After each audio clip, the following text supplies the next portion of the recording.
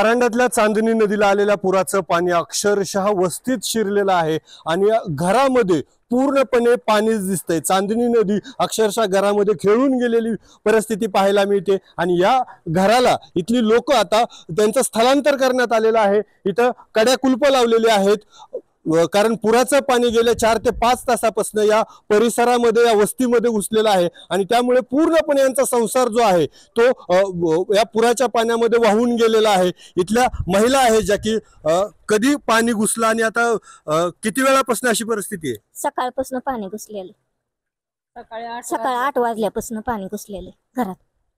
काय काय घरात अडकलं? गॅस हाय, सगळं फ्रीज हाय, सगळं वस्तू काय पण घरात आहे ते सगळा संसार अडकला। हा सगळाच अडकलाय। कुलूप लावलंय मी घराला। तो का म्हातारं तिथं ठेवलंय, आजारी म्हातारे ते का शेड मध्ये पाणी।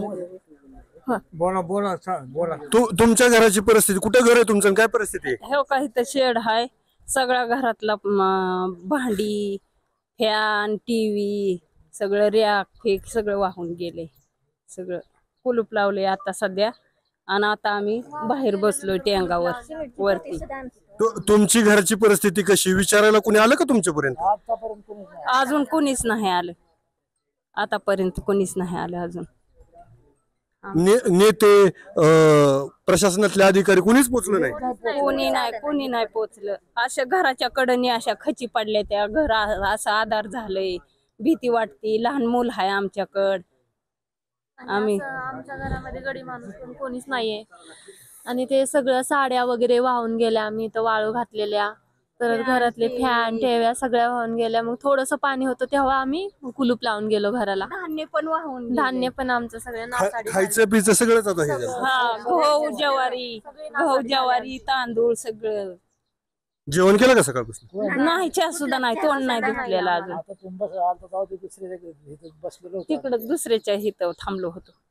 मत मागायला येणारे नेते कुणी फिरकले का? साहेब कुणी आलं नाही, आम्हाला तर घराच्या बाहेरच निघता आलं नाही। पळून बाहेर आलो सारा, पण जे निघालं एक काचाचं भांड पण निघालो नाही। काय तुम्हाला सांगू, एवढी परिस्थिती वाईट झाली आमची।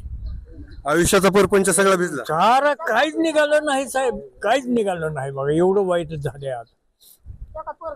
आणि सामने बघा, हो का, गावात यायच्या अगोदर तर आम्ही पाण्यातच होतो बघा, झोपेतच पाणी आलं। इथं उशिरा आलं पण आमच्या हातोरणातच पाणी आलं बघा, तेव्हा आम्ही जागो झालो ना, असं वरी पळालो।